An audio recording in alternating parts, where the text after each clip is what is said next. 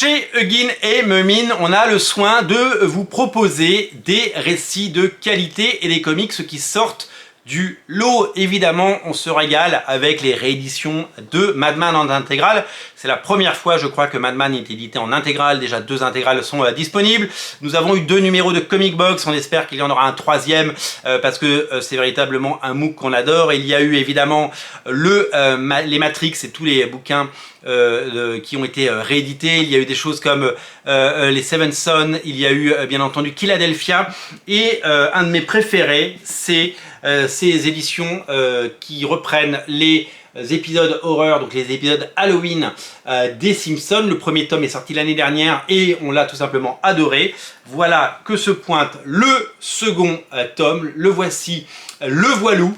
Ça s'appelle Les Simpsons Horror Show tome 2 et vous allez découvrir dans des styles vraiment très différents des histoires d'Halloween, des histoires d'horreur, donc des histoires totalement hors continuité. Si jamais il y a une continuité dans les Simpsons, vous savez, hein, ils ne vieillissent pas et ils sont toujours là. Et d'ailleurs c'est très drôle parce que à un moment où on pourrait se dire que les Simpsons, bah, c'est un peu toujours la même chose, ils ont quand même l'élégance de changer les poules de scénaristes assez fréquemment pour pouvoir nous proposer des choses hyper intéressantes. C'est qu'on a toujours un renouvellement et avec pour la partie télé en tout cas, de nouvelles idées. Je regarde les épisodes quand ils arrivent sur Disney+, les nouveaux épisodes, et je dois vous dire que il m'arrive d'éclater de rire parce que il y a des nouvelles idées et je me dis mais 36 ans après le début, ils ont toujours autant la baraka et c'est tout simplement génial. Une des particularités de ces épisodes, c'est que il y a des styles de dessin vraiment très différents. Vous avez des styles assez classiques hein, qu'on reconnaît parce qu'on a l'impression de voir le dessin animé transposé à l'écran, mais il y a des choses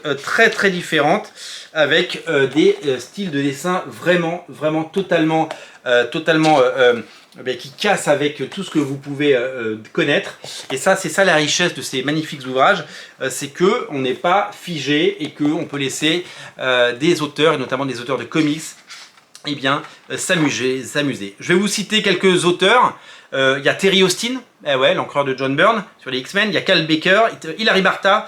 Il y a des gens comme Chuck Dixon, Jerry Dugan qui a écrit, Glenn Fabry, le mec qui faisait les couvertures de Preacher, rendez-vous compte. Pia Guerra qui faisait les dessins de Why the Last Man. Il y a des auteurs comme, je vais vous donner d'autres noms que vous connaissez dans les comics, Terry Moore de Stranger in Paradise, et ça c'est pas rien, Troy Nixey qu'on adore, Steve Niles de 30 jours de nuit notamment, Bill Morrison est là évidemment, co-créateur de la série, il y a James Robinson le scénariste qui est là, il y a également des auteurs comme des auteurs, Brian Posey qui avait fait du Deadpool, il y a des Len Wein qui est co-créateur de Wolverine quand même, ça c'est pas rien, il y a exactement Jim Woodring qui travaille sur les Simpsons habituellement, Gene Simmons du groupe Kiss, Jim Valentino, co-créateur d'Image Comics et de Shadowhawk, voilà, plein de talents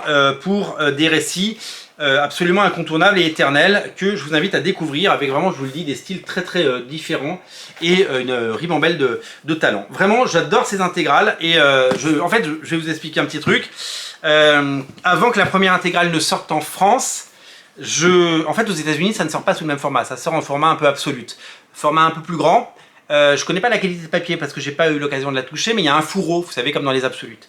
Et quand j'étais l'année dernière, on parle de ça il y a un an, chez Gauche Comics, j'ai failli l'acheter. Et la seule raison pour laquelle je ne l'ai pas acheté, c'était que c'était trop lourd. Parce que quand vous vous baladez en week-end à Londres, et que vous avez déjà acheté des bouquins parce que vous êtes passé par Forbidden Planet et Gauche, eh bien, transporter un absolute, plus des comics single issue que vous avez acheté, plus des plastic bags parce qu'il vous en faut pour protéger vos comics, plus des 1 ou 2 de luxe parce que plus vous avez fait les promos parce qu'il y a toujours des comics soldés chez Forbidden Planet et que ça pèse le poids d'un âne mort, et ben vous dites bah, l'absolute je vais pas l'acheter.